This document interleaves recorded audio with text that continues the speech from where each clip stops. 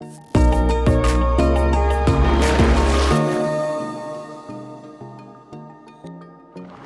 everyone. My name is Andy Rathman Noonan. My pronouns are he, him. I'm the Executive Director of the National Science and Technology Medals Foundation. We're so excited to have you all here for our first event of 2021, STEM Spotlight, Realities of Grant Funding. First, I'd like to thank Dr. Quincy Brown, Dr. Donna Ginther, and Dr. Grant Warner for being here to share their experiences and advice with all of you today.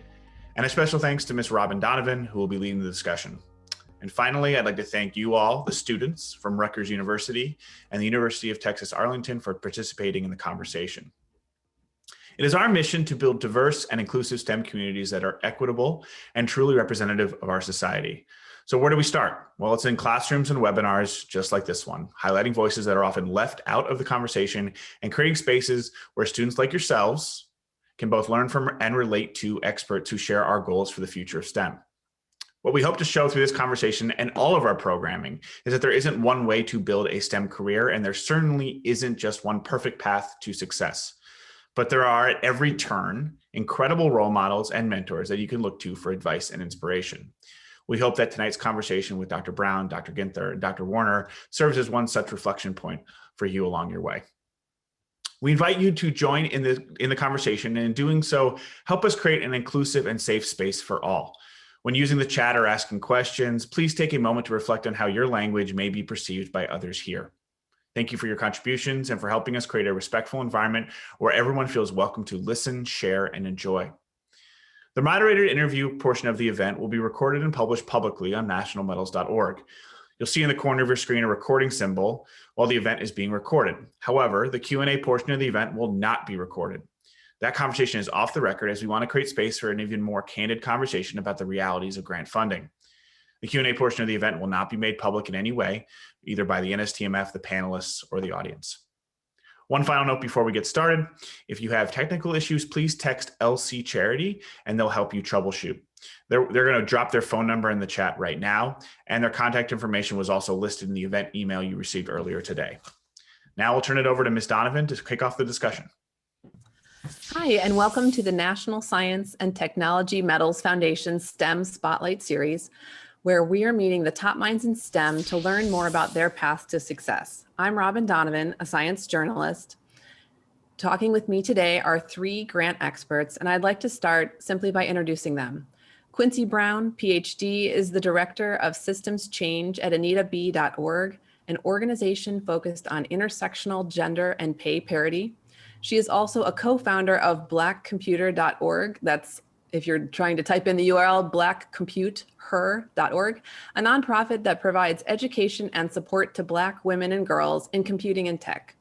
Dr. Brown previously worked as program director for STEM education research at the American Association for the Advancement of Science and senior policy advisor in the White House Office of Science and Technology Policy.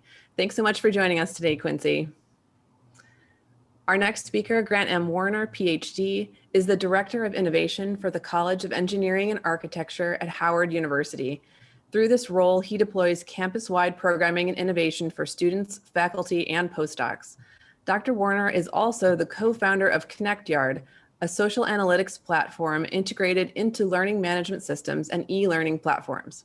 Finally, he serves as an instructor in the nation's largest deep technology accelerator, the National Science Foundation I-Corps program, which focuses on lab-to-market innovations across NSF's portfolio. Great to see you, Grant. Same, thank you. And last but not least, Donna Ginther is the Roy A. Roberts Distinguished Professor of Economics and Director of the Institute for Policy and Social Research at the University of Kansas, as well as a research associate at the National Bureau of Economic Research. Formerly, Dr. Ginther was a research economist and Associate Policy Advisor in the Federal Reserve of Atlanta's Regional Research Department. She has been published in many notable journals, such as the American Statistical Association and media outlets, including the New York Times. Thanks for being with us, Donna. Thank you. To the students and others joining us live, the Q&A opens as soon as we start, so it's open now. If you have any questions, go ahead and submit them through the Zoom Q&A feature, and we will answer those in the second half of the event.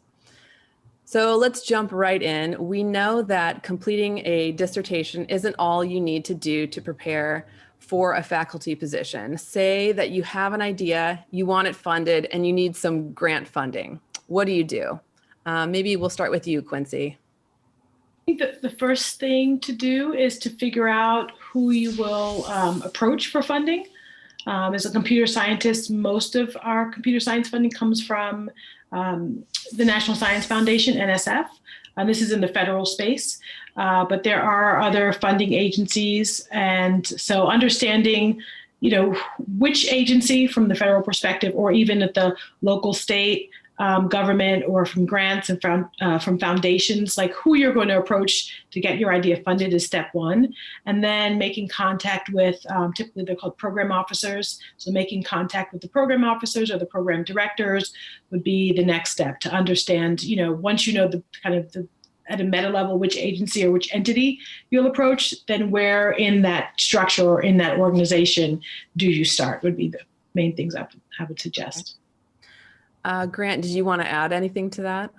No, I think that covered it perfectly. The thing I would highlight is that she said who you would approach. Oftentimes, particularly as a graduate student, you underappreciate the human connection that's needed to be successful in academia. And it really is about talking to people, understanding their motivations and priorities, and then understanding who you might partner with, in order to, get your project funded. Mm-hmm. And Donna, what would be kind of your tips for folks just getting their feet wet in this? Well, I think that funders like projects, not ideas. So you want to have a project that's somebody who's reviewing the proposal could see will be successful or yield some results. So you have to do, I would say have, half the project done before you propose it, so that you have the methods, the research question, the data, preliminary data, and then that way the people reviewing the proposal can see that it has the ability to, realize some results. So you need to think about having a well-developed project, not an idea. Mm-hmm. Excellent. And I know that grants can be intimidating to first-time applicants and even folks who aren't. And students are not necessarily learning how to apply for them in school. So it can be a lot of hoops to jump through, along with, just getting money and resources. What's the benefit to receiving grant support? In other words, why go through all of this? Grant, let's start with you. Well, if you want a faculty position, you don't have a choice. So, grants are, what feeds the beast. And, if you don't secure grant funding, you could be an excellent teacher in most universities. You can be, have positive impact on the students, be active, in service. You won't get tenured, right? You have to develop an independent research program, externally funded, in order to have a career in academia. So it's really an essential part. Again, it's something that you don't appreciate all the time as a graduate student because your advisor might be the person behind the curtain making it all happen, but those are the pressures that they're operating under. Donna, anything to add? Well, universities are measured by the amount of money they get, departments are measured, and individuals are measured by how much money they get in terms of grant funding. So if you want to have a successful academic career and keep your options open, being funded is really important. Mm-hmm. And Quincy, I know you've gotten a variety of types of grants. What do you have to tell us about, this part of our discussion? Yeah, I would say start early. Start early, especially as new faculty. To Donna's point, kind of having a project that's already, somewhat baked gives you a proof of concept or preliminary data, depending on the project, is very important. The other piece that I would add is tapping into your network. So as you're going through your graduate studies, as you enter departments or industry and have colleagues who've received grant funding, have conversations with them about, how they did it. I'll say on the federal side, at least at NSF, technically proposals that have been funded, the actual narrative, right, is public information, and you could go through a long process to get that. But there are so many principal investigators, PIs, researchers who are happy to share their funded proposals with you. And so taking a look at what's been funded, what people have written who've been successful, the kinds of things they ask for in budgets is also something that I would say to kind of train your mind as an early faculty member, because there are a lot of pieces that happen behind the scenes when you're a graduate student. So kind of being able to look under the hood at what all of those pieces are will help you as you're putting your own proposals together. Yeah, and Quincy, I had a specific question for you, which is knowing that you are working with grant funding for an organization as opposed to funding your own research. How does that process differ from academic grant writing and applications? Yeah, that's a great question. I think it differs a little bit. Structurally, it's fairly the same, right? There's still a project. We're still asking for funding to support something. The way in which that is evaluated is a little different than when I was doing research. The types of support that I may need, I don't need to worry about paying student stipends or tuition and those kinds of things. So the budget is constructed differently. But the basic idea of having an idea or a concept that is borne out through a project and there's some evaluation, the basic concepts and the pieces that you need are fairly similar. Okay. So it sounds like it's a transferable skill in that sense. Absolutely. Absolutely. So I know our audience is primarily composed of graduate students. We also have a few undergraduates today. What are the biggest hurdles that students face in securing grant funding? What do you wish you had known about applying for grants early on? Donna, I'm going to start with you on this one. I know you've actually researched the process of getting grants. So yeah, what do you wish you had known early on, and what can you say about those hurdles? Well, I think the first thing that I learned early on, and that I tell everybody who come to my institute who want to apply for funding, is to reach out to the program officer. Have an idea, have a one-page description of your project, and then call, email, pester your program officer. Their job is to help you and provide feedback on your project. So talk to your program officer and get advice. The second thing that I would really stress is that other people have been successful at getting proposals. The best way to learn how to write a proposal is to see a successful proposal. So we've actually had trainings at the University of Kansas where I took a grant proposal that wasn't funded, and then I showed the revised proposal that was funded so people could see how the proposal changed over time and understand how we responded to earlier criticisms on the proposal. So ask your advisor for a successful grant proposal, or if you're applying for a dissertation grant, somebody you may know has been successful, ask if you can look at their proposal so you can see how it's done. Excellent. And Grant, what about you? Hurdles in securing grant funding, what you wish you'd known from day one? I guess the thing that I've grown to appreciate, 'cause I've been at multiple institutions, is thinking about what support is available at that institution. Again, we think about the startup package, and I guess going into my first position, I didn't appreciate all the things the startup package was supposed to do, right? So you think about the grant equipment, et cetera, but to the points that both Donna and Quincy made earlier, really your first proposal is going to be funded on something that's relatively shovel ready. So you want to make sure that you're getting support not only for equipment, they're providing support for a graduate student right when you get there, support for your summer, because all of those things will contribute ultimately to your success in securing grant money. Again, so that's something that I think underappreciated going into academia. The other thing that is critical are the support programs that the university runs. So Donna was talking about, kind of that proposal deconstruction that they do, that they did at her institution. Kind of the university also should have support programs like that when you go into it, something for new faculty development. What are ways to help you write proposals? Do they have programs that allow you to travel to NSF or NIH or wherever your agency is so that you can meet with people? Really important. Now, of course, we're in a pandemic environment and maybe Zoom will persist, so that might be the thing you do.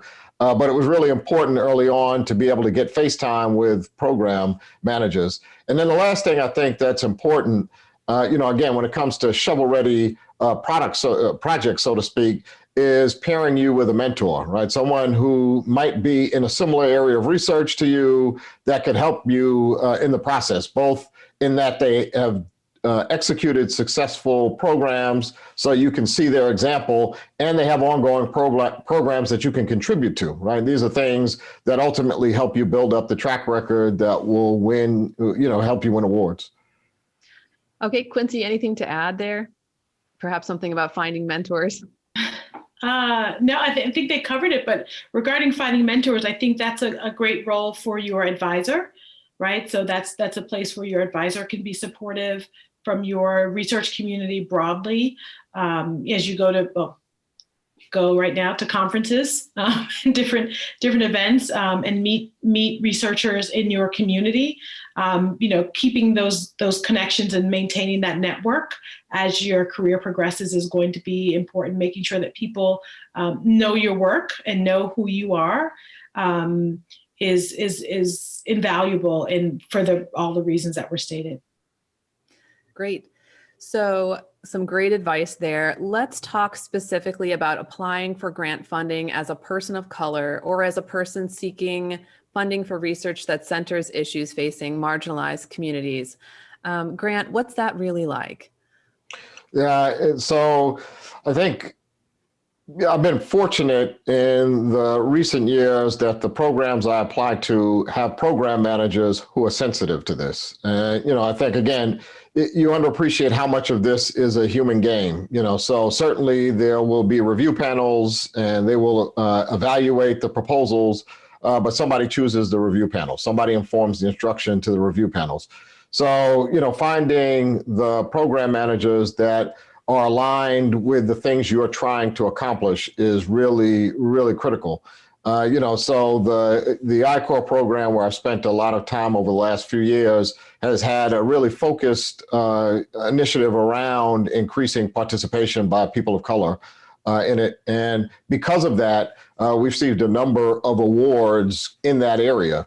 Now, again, I'm not sure if the program managers were different, that you would be able to convince them that this is something that is important. In many ways, you have to find the army of the willing, in my viewpoint, right? Is finding people who are already aligned with these kind of things, and then, kind of crafting proposals and plans that align with the things that they're trying to accomplish.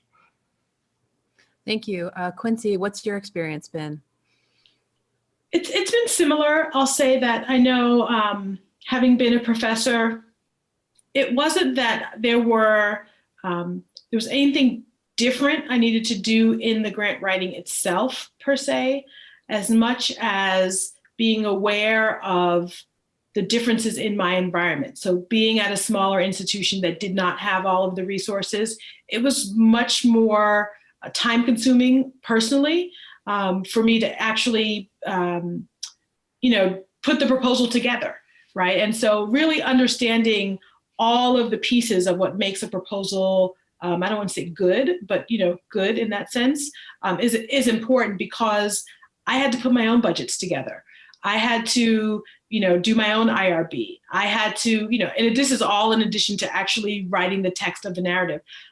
There are institutions where the PIs, the researchers, don't touch a budget, right? Where someone else does their IRB and all of those kinds of things. And so when proposals get reviewed, to Grant's point, people look at the budget, and if the budget, frankly, looks crazy, right, it makes people wonder about the capability of the PI to do the work. Well, if a PI is teaching 4 classes with 100 some odd students a semester with no TAs, trying to put this budget together, in addition to, and the proposal and all of the other things, there's a reason that, not because they're not competent, not because they can't, they're not going to be able to do the work that's proposed, but because they're also doing many other things that, when you compare it to other proposals, right, who have teams of people putting that together so that it gets submitted, it looks very different. And so having program officers who are aware of that and who are able to, guide and support a review panel, for example, to see beyond some of those things that are, I guess, more of the implicit biases that are in the process. I think that's where I've seen me having just to take more time, knowing that I had to do it all myself, and it had to look just like the ones that were done by teams of people in some office. It's sleep lost, right? There are costs to keeping up. Yeah, it sounds like you had to pretend you were a team of 10 people sometimes. Yeah, all the time. All the time, yeah. So Donna, you have spent time researching the equity of grant awards. What has surprised you about your research, and what are your primary takeaways from studying racial disparities in institutional grant funding? So I looked at race ethnicity differences in NIH funding, and we found that Black investigators were significantly less likely to get funding at NIH. And unfortunately, even since that paper came out in 2011, that gap really hasn't narrowed, despite a lot of efforts on the part of NIH. One of the things we did find was that Black investigators published fewer articles than white investigators. And so one of the things that is a key input into being successful is publishing your research. Now, my co-author on those projects was Dr. Raynard Kington, who is former deputy director of NIH and is an African-American. And he thought that, we couldn't observe this in the data, but he thought one of the things that was happening with respect to publications was what he called a Black tax, meaning that there are very few African-American professors in academia. And in order to promote diversity, what happens at an institution is they get lots of students who want to be advised. They get put on more committees. So their time is sucked up by the institution in a way that white investigators' time may not be taxed. So I think that at the institution level, it's really important to provide the support both to get the funding. I run an institute that helps faculty get funding, and our faculty don't touch the budgets, right? We have a staff that puts the budgets together. So trying to understand how your institution supports you through the process is really important, because if you look at research funding, the more research funding an institution gets, the more successful a researcher will be, right? So if you have those institutional supports, that helps to propel you forward. If you don't, again, ask people who have put together, and copying and using the same methods that other people use is a great way to be, to make shortcuts, right? Mm-hmm. So, you can reach out to a network of people and say, how did you do this budget? And then kind of get that feedback as well. Mm-hmm. So it's a very complicated situation, and I think it bears further study. And other people have followed up and done some research. But nobody has done the same analysis at NSF. Most of this work has been done at NIH. It would be very interesting to see if the same patterns hold at NSF. Mm-hmm. So Quincy said something that I was reminded of while you're talking, Donna, which is kind of about, wearing so many different hats and having all these different roles and being, doing the work of 5 or 10 people as one person. So I guess that kind of leads me to just wondering, Quincy, what are your tips for working with that reality? Like knowing that, you have this higher workload and you've been hugely successful with your own organizations. How have you managed that workload, and what have you found that are some survival tips you could pass along? Survival / thriving tips, I guess.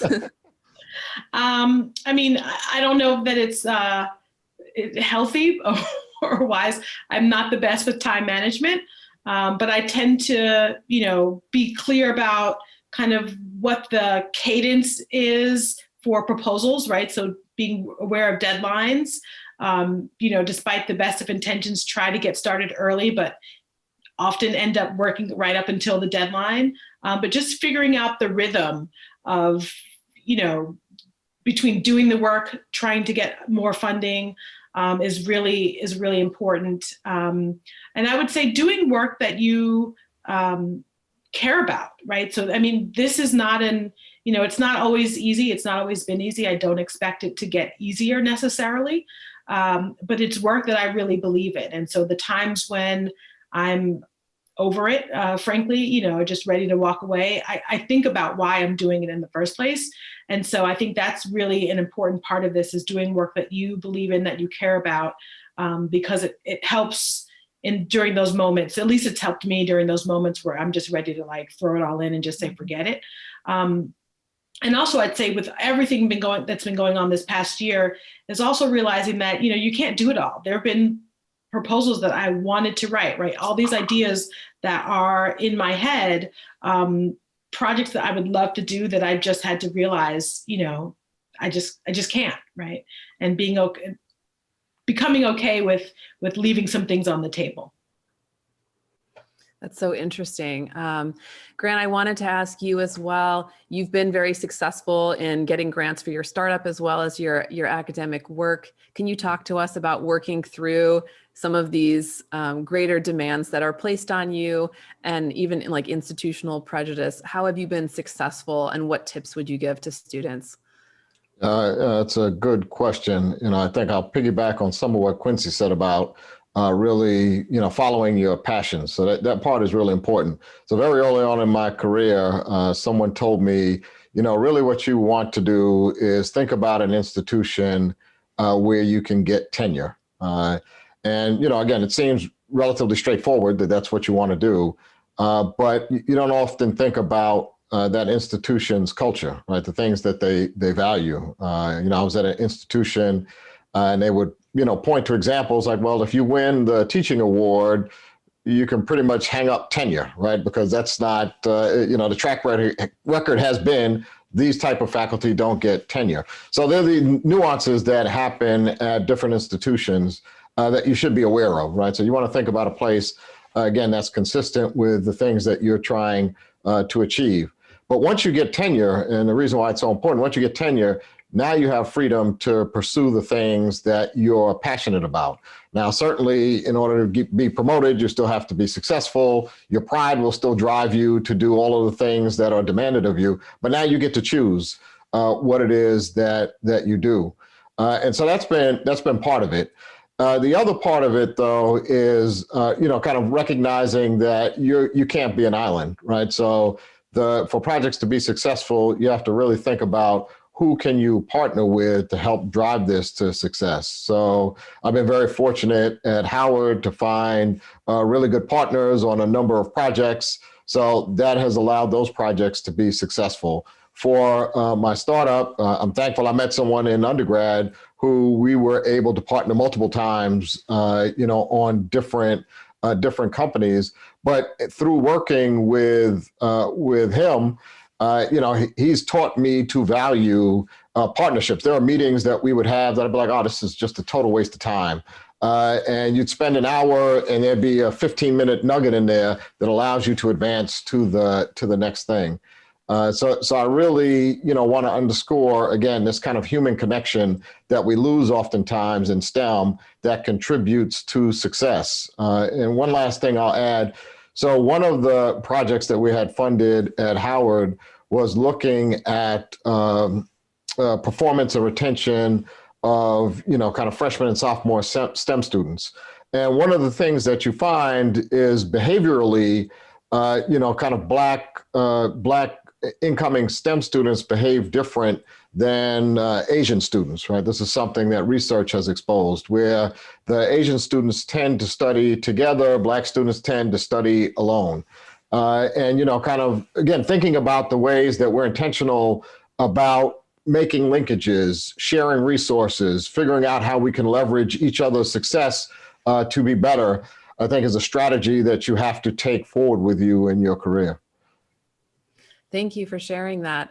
That brings to mind to me that this need for support and being able to find those resources and ways to do the work of multiple people. Donna, what would be your tips for folks who are feeling, that maybe they're listening to this and thinking, gosh, I don't know a bunch of people who have gotten grants, or I'm not sure, who to talk to or where to go beyond my advisor, or maybe my advisor is not helpful to me or whatever.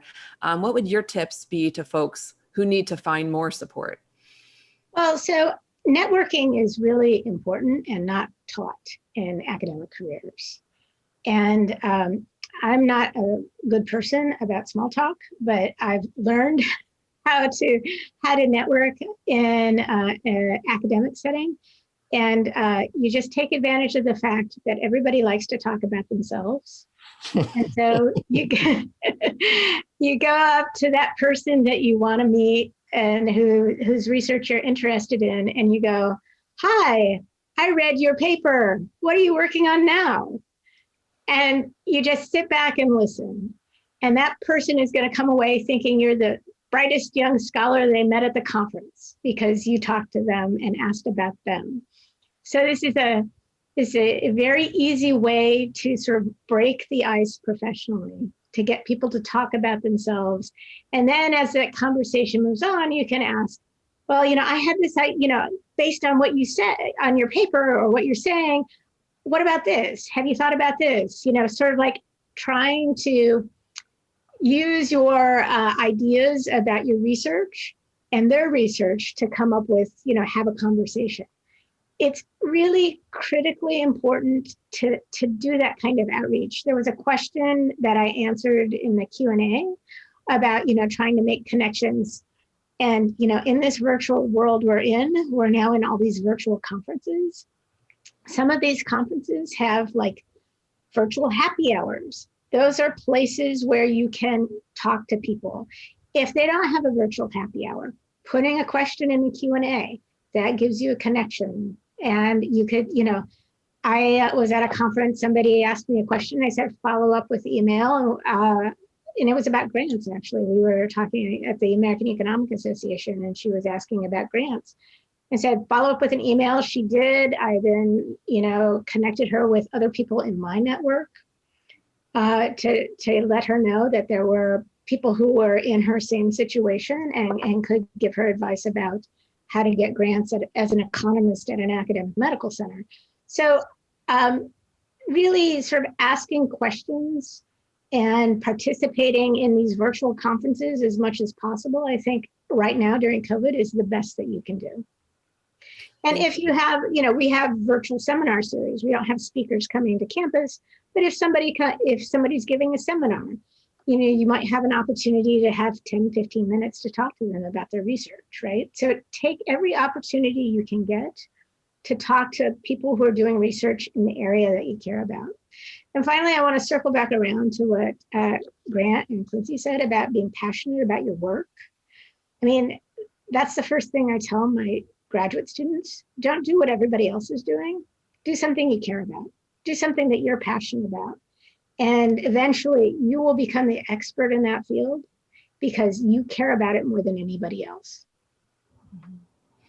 And you'll be motivated to go up to strangers and ask about their research, right? No, they're not strangers. The academia thrives on this kind of discourse, right? So you get ideas by talking to people and you learn. All right, we're supposed to be constantly learning. And so by asking these questions, you learn more, you make connections, and organically you build your career. And can I add on top of that most people also know that, right? And so you'll be surprised at I've been surprised, I should say, as my career has progressed, how many people, were just perfectly fine, right? I'm personally an introvert, so going up to someone who I don't know is like very anxiety inducing for me. But I've, learned to become more comfortable doing that. And so I empathize with people who like the thought of that is like, wants to make them cry. But, now when students or people do that to me, I'm an open book, right? And I think I've heard from other people who've said, younger people in the early, students, they don't come up and talk to me. Like people, Donna's point, right? They want to talk. And you'd be surprised at how many people are just, kind of mulling around waiting too, right? I'll talk to anyone who comes to talk to me. I'm just because of my, nature, I'm less inclined to go talk to someone, but, people will see me standing in the corner, looking around, waiting. So I think, just kind of not being it's intimidating, right? But I think understanding that that's how our systems work and how our networks work, to Donna's point, you'll be surprised at how many people are very open and receptive to those kinds of introductions. Awesome. So I'm going to do one more quick question before we shift to our Q&A. This is kind of a fun one. We'll start with you, Grant.